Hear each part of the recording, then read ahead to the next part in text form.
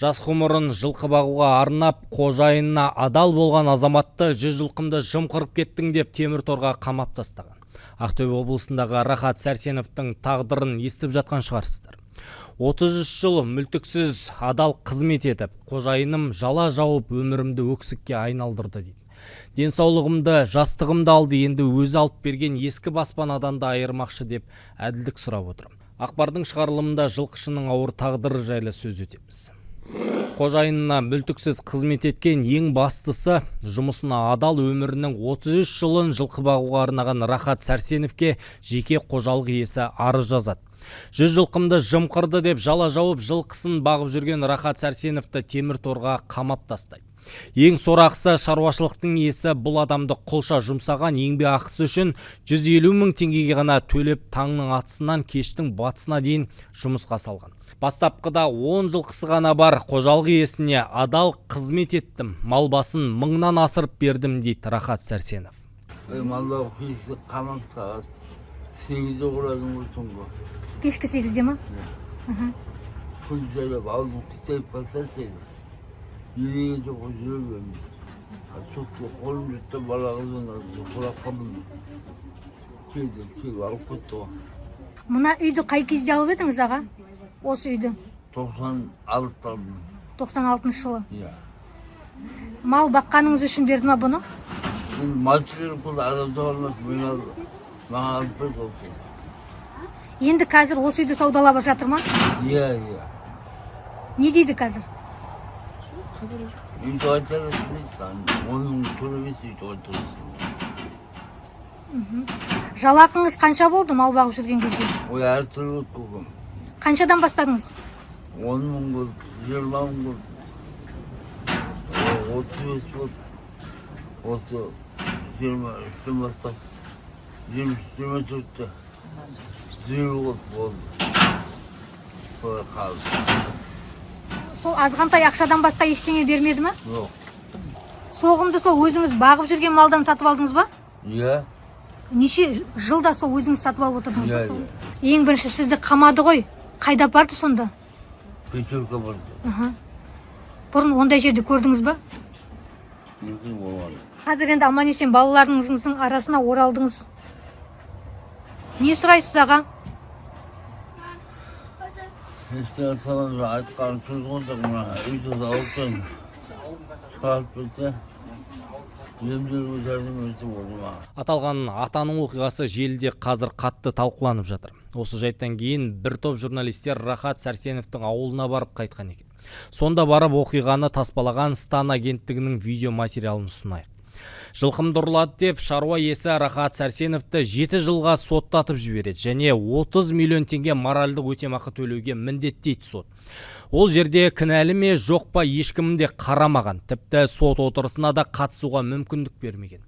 Алайда жақында апелляциялық сот өтіп, Сәрсеновтың кінәсіздігі дәлелденеді. Сөйтіп оны үй қамаққа ауыстырады. Жылқы бағам деп басы бәлеге қалған бақташы қазір Ақтөбе облысына қарасты Сағашшелі ауылында тұрып жатыр. Соттан жеңіліп қалған қожайыны енді 30 жылдан астам адал қызмет үшін берген осы ескі баспанаға таласып жатқан көрінеді.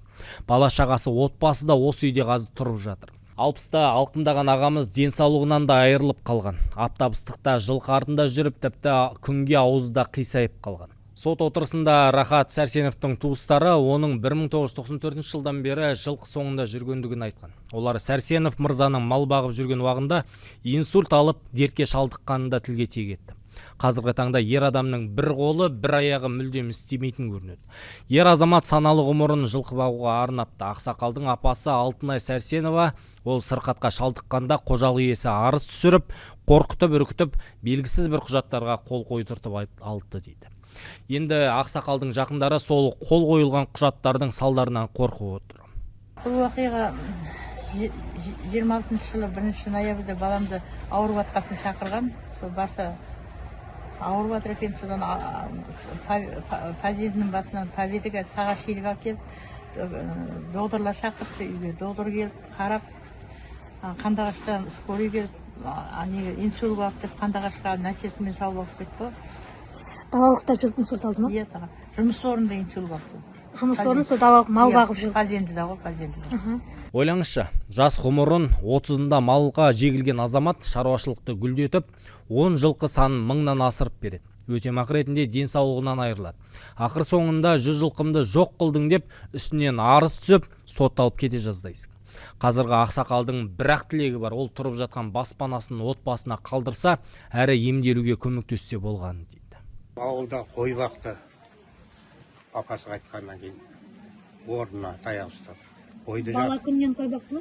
Иә, жаңағы әкесі қайтқасын соған көмекші болып жүреді ғой енді, қойшының баласы далада. Өзі қойшының баласы ма? Қойшының баласы. Сосын қайтқаннан кейін қойды құрығын өзі алып, өз бақты. Шаруасына мығым, таза, қайратты, сондай. Жаңа мынадай күйде емес, екісі мінгенде кәдімгі жігіт болды. Өзінің ісіне адал, сондай. Қиянаты жоқ, шаруаға адал сөйтіп жүр. Содан совхоз құлады. Совхоз тарады ғой енді. Тарай бастаған уақытта бұны осы жаққа көшіріп алып кетті.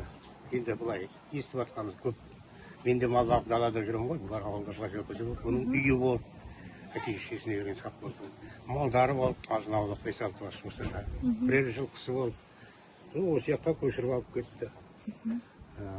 Осы жақта жылқы бір жаңағы сол уақытта жинайды ғой, совхоз таратты, сосын байларға тарам-тарам бөліп алды ғой бәрі.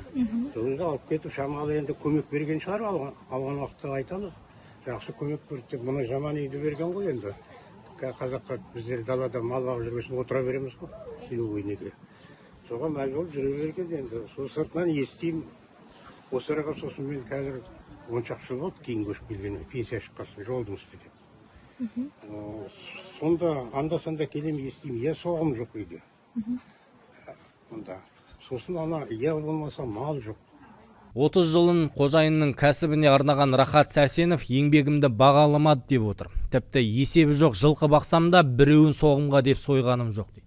Кәсіпкерде жылқышының отбасына көмектеспейтіндей екен. Зейнеттің рахатын көрем деп жүргенде Рахат Сәрсеновтың ғұмыры осындай арнаға бұрылды. Өкініштісі сол, елдегі әшкере болған 10 оқиғаның бірі ғана бұл. Естеріңізде болса, осыған дейінде Жамбыл облысында құлдыққа жегілген тағдыр туралы баяндаған болатынбыз.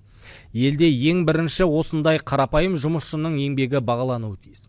Жоғары қызметтегі адамдар емес, ең бірінші осындай азаматтардың кеудесіне медаль тағып, атақ беруіміз керек. Еңбек адамдары деген осы кісілер. Жала жабылып, абақтыға қамалған жылқышының ақталып шығуы елдің кішкене болсын жанына жылу берген сияқты. Енді ел осы жылқышының жас ғұмырын алған, әрі жұмысына лайықты баға бермеген шаруа иесін әшкере қылса дейді. Адамның ғұмырын ойыншыққа айналдырған ақсақалдың барлық өтемақысын төлетуді ел сұрап отыр. Біз де талап етеміз. Осылай біз еңбек адамдарының бағасына жетеміз. Осылай біз елде әділдік орнатамыз. Ақпарда айтарым осы болды. Ел іші тыныш болсын.